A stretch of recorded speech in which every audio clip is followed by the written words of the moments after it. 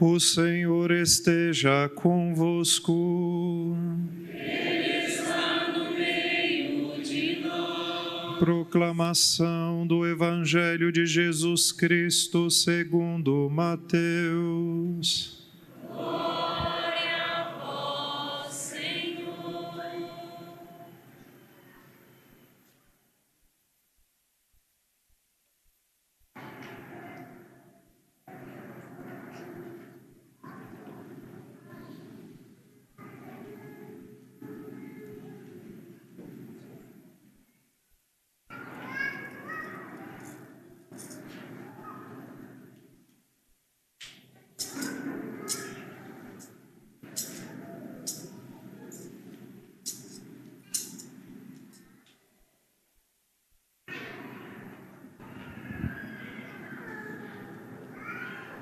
Naquele tempo, Jesus disse aos sumos sacerdotes e anciãos do povo: escutai esta outra parábola.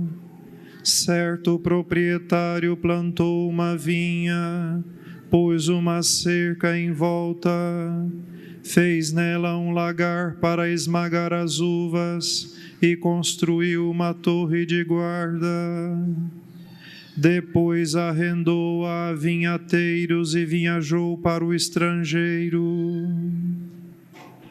Quando chegou o tempo da colheita, o proprietário mandou seus empregados aos vinhateiros para receber seus frutos.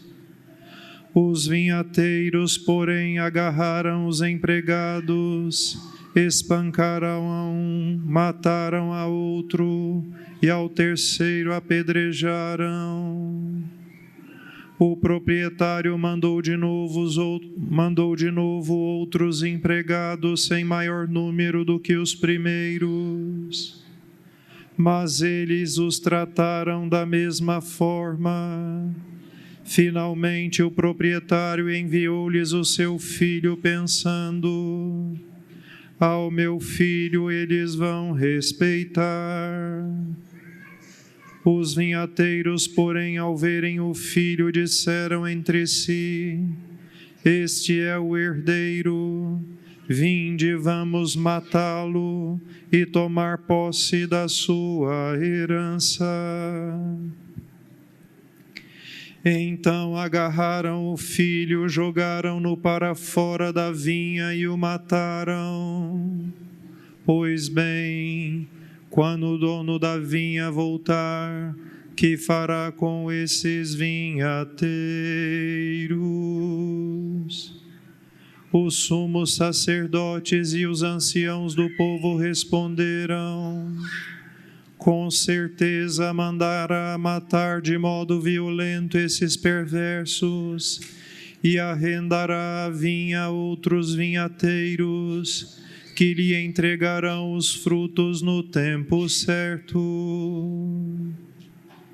Então Jesus lhes disse: vós nunca lestes na Escritura: a pedra que os construtores rejeitaram tornou-se a pedra angular. Isso foi feito pelo Senhor e é maravilhoso aos nossos olhos.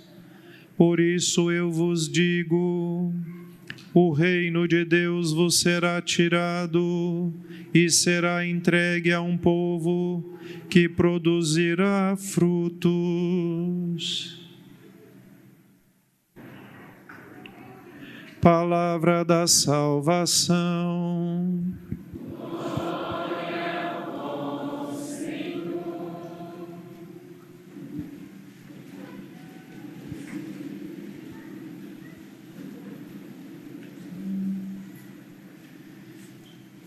Meus caros irmãos, na semana passada eu já tinha um pouco acenado para esse texto de hoje, como também para o texto do próximo domingo. Eu disse que Jesus, depois de entrar em Jerusalém, como nós o estamos acompanhando, ouvindo os textos do Evangelho de Mateus, Jesus entra em Jerusalém e depois ele vai ao templo e purifica o templo.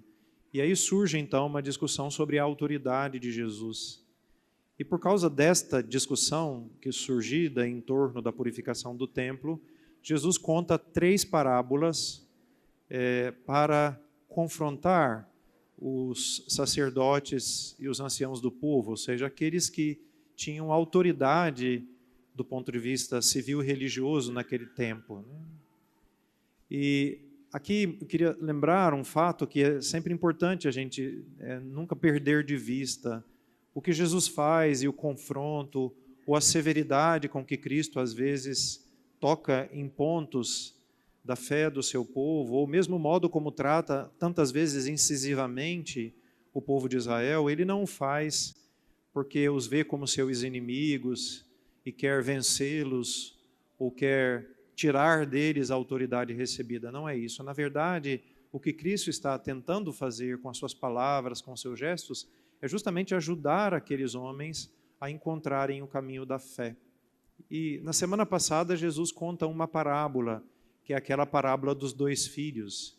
E hoje ele conta uma segunda parábola e nós vamos ouvir uma terceira ainda no próximo domingo. Todas essas 3 parábolas, elas colocam frente a frente, ou melhor dizendo, colocam os escribas e os anciãos do povo, os coloca diante de perguntas muito importantes. Na semana passada, diante da parábola dos 2 filhos, Jesus pergunta: qual deles fez a vontade do Pai? E para quem participou da missa ou para quem ouviu o texto, sabe qual é o sentido daquele, ou melhor, ouviu a história contada por Jesus, e eles respondem corretamente, o primeiro. E aí Jesus, então, os confronta mais uma vez. As prostitutas e os publicanos vão preceder vocês no reino do céu, porque ouvindo a pregação de João Batista se converteram. E hoje Jesus conta uma outra parábola, que não vou repeti-la, mas faz uma outra pergunta. O que o dono da vinha vai fazer com estes vinhateiros que não só não quiseram entregar os frutos devidos pela sua vinha, mas ainda, além de não entregar os frutos, matam o seu filho. Então, a pergunta feita para os escribas e os anciãos do povo, de novo, é uma pergunta para confrontá-los. E eles, de novo, dão uma resposta, inclusive, se comparada com aquela que vai dar Jesus depois, a de Jesus é muito mais suave do que as dos anciãos do povo e dos sacerdotes. Ele vai dizer que o dono da vinha vai mandar matar aqueles vinhateiros. Vai tomar a vinha deles, vai mandar matá-los de uma maneira brutal. Então, eles entenderam bem a parábola e deram uma resposta correta diante da resposta de Jesus. E Jesus os confronta de novo. A vinha, o reino de Deus vai ser tirado de vocês e vai ser dado a um povo que vai produzir frutos. Hoje eu não queria tanto me deter na explicação da parábola em si, desse sentido que tem a vinha e etc. Mas eu queria fazer algumas provocações para todos nós, é claro, também para mim, que nasce, podemos dizer assim, desse diálogo entre os escribas e Jesus naquela circunstância do templo. É interessante que na parábola do domingo passado, e nesta parábola de hoje também, os escribas e os anciãos do povo, os sacerdotes, eles dão uma resposta exatíssima diante da pergunta de Jesus. Isso significa que eles estavam em algum nível que nós não somos capazes de dizer, eles estavam entendendo muito bem o que Jesus estava dizendo. Eles entendiam a parábola, entendiam a explicação da parábola e eram capazes, inclusive, de, nesta compreensão, responder com exatidão a pergunta que Jesus lhes fazia. Porém, e a gente vai ver no desenvolvimento da história, apesar de responder corretamente a essas 2 parábolas, depois eles terminam aquela discussão com Jesus e vão sair e vão tramar um modo de prender Jesus e de matá-lo. Ou seja, há uma espécie de dissonância entre aquilo que eles responderam para Jesus e aquilo que eles foram capazes de compreender da parábola e da explicação de Jesus, e aquilo que depois eles vão fazer na vida, vão colocar em prática na sua vida. E aqui é muito importante porque não se trata simplesmente de uma incoerência entre uma palavra dita e a prática da vida, né? Não se trata simplesmente porque eles falam alguma coisa e não fazem. Jesus, no capítulo 23 de Mateus, e a gente ainda vai passar por eles, né? Porque estamos no capítulo 21 ainda.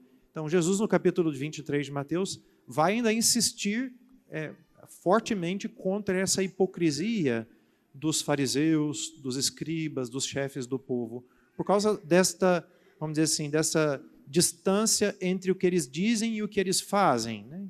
Então, aqui nós não estamos simplesmente neste nível da incoerência, mas nós atingimos talvez um nível muito mais profundo, que é uma compreensão muito exata da realidade, mas depois uma vida que não é conforme ela. A gente poderia se perguntar, né, por que aqueles escribas faziam isto?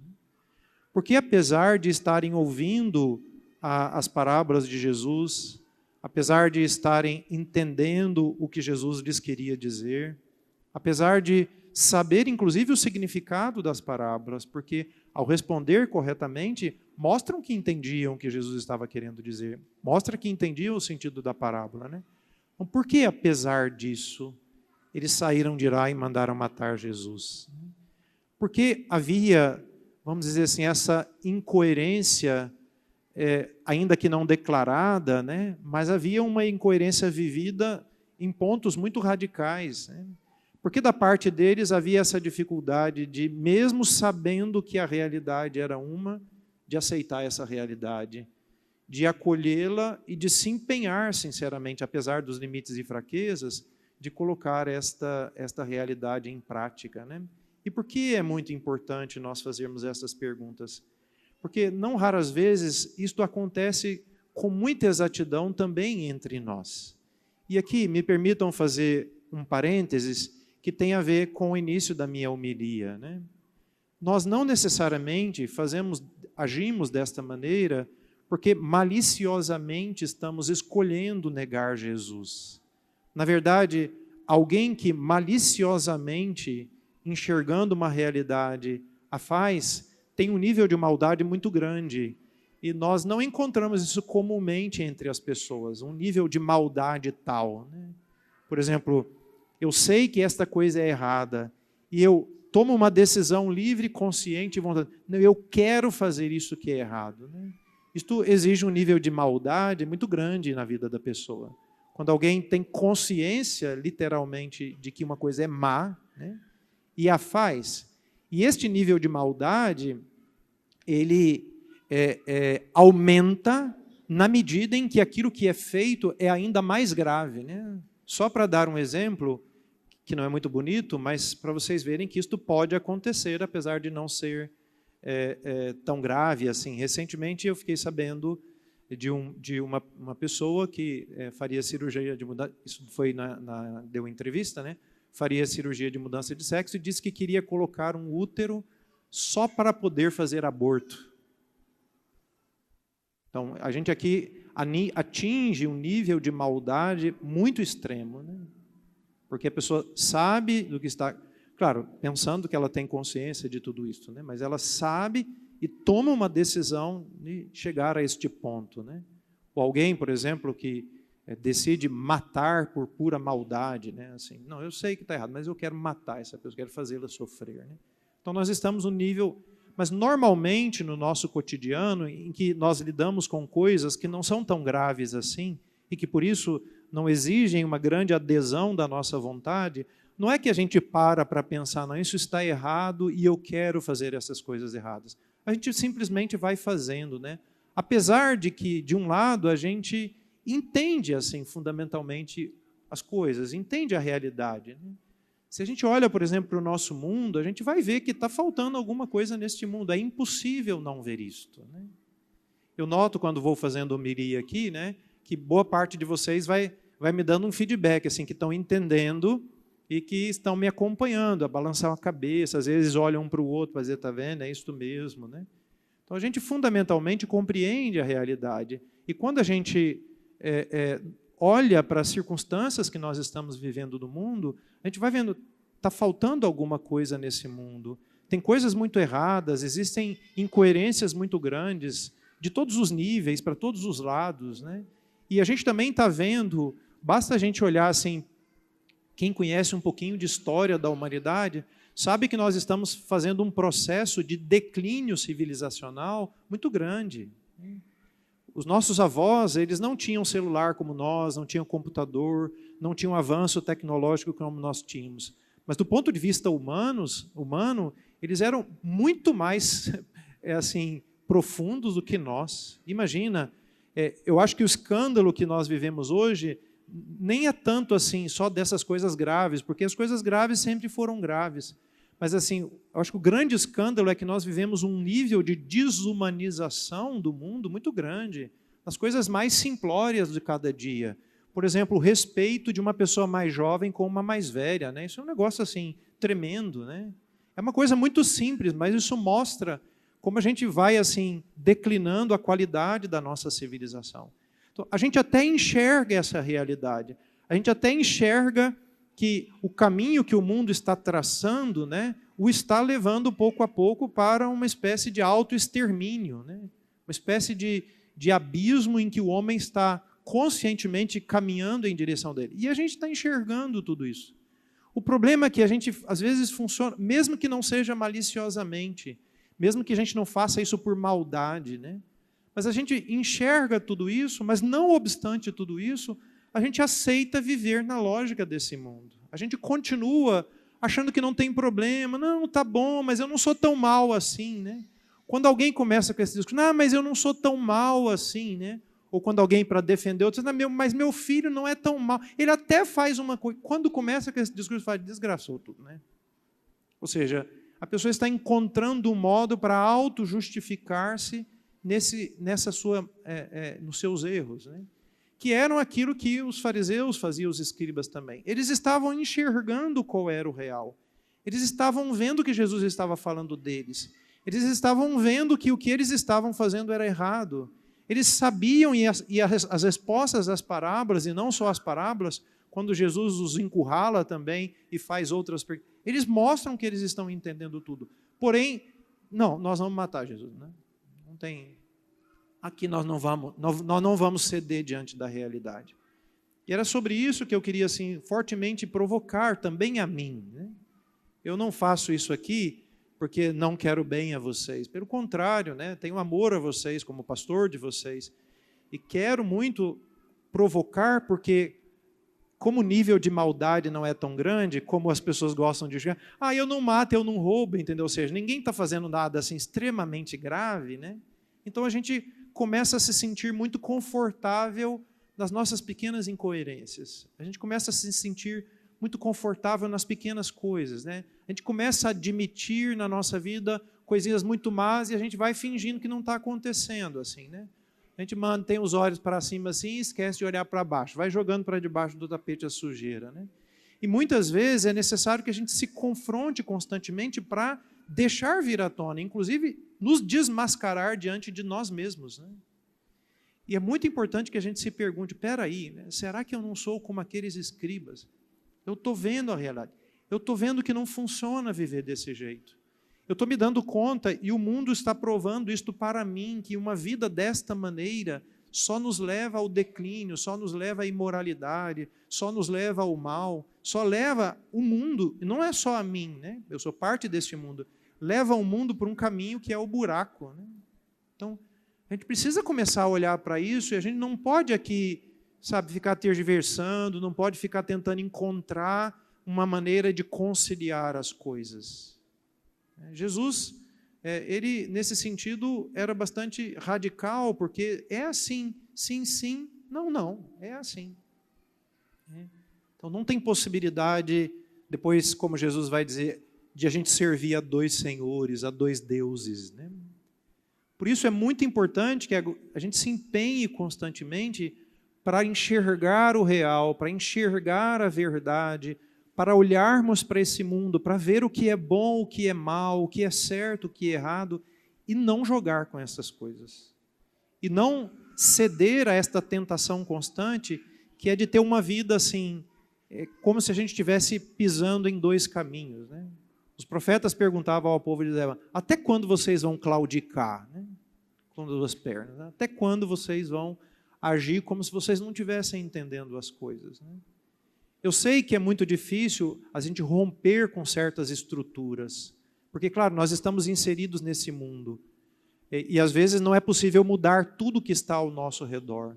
Eu sei que há uma pressão também, né, do mundo em que nós estamos vivendo, querendo nos condicionar a agir de uma determinada maneira. É claro que existe isso. Também existia no tempo de Jesus e dos apóstolos. Né? Porém, é muito importante que a gente tenha esta coragem de não ceder a esta tentação, que é desta incoerência com a verdade e com o real. E por isso eu queria pedir que vocês, assim, nesse silêncio que a gente vai fazer agora no pós-homilia, se perguntassem seriamente. E aqui me permitam, assim, até de novo, fazer um apelo a vocês. Né? A participação na Santa Missa, a possibilidade que nós temos aqui de escutar a palavra, ao menos os domingos, né? Nós não podemos desperdiçar esta oportunidade. Nós realmente devemos, assim, nos empenhar para ouvir a palavra. Não é a homilia do padre, pelo amor de Deus, é a palavra de Deus. A homilia só tem sentido porque ela é serva desta palavra, né? O sacerdote está tentando nos ajudar a entender melhor essa palavra para poder vivê-la. Então, nós precisamos nos empenhar. Não dá para a gente continuar como foram depois os escritos. Não dá para dizer, não é comigo, entendeu? Não, é comigo sim. Esta palavra está sendo proclamada na minha vida. Né? E quais são essas incoerências da minha vida? Quais são esses choques que tem entre a verdade e a realidade que eu conheço e depois do modo como eu organizo a minha existência? Aonde eu corro o risco de ser como aqueles escribas? E como eu vou me empenhar para mudá-la? Essas perguntas a gente tem que se fazer constantemente. Como eu disse, para a gente se desmascarar diante da gente mesmo. E depois nos empenharmos para mudar aquelas coisas que, se não mudadas, nos faz tão hipócritas quanto aqueles interlocutores de Jesus. Louvado seja o nosso Senhor Jesus Cristo.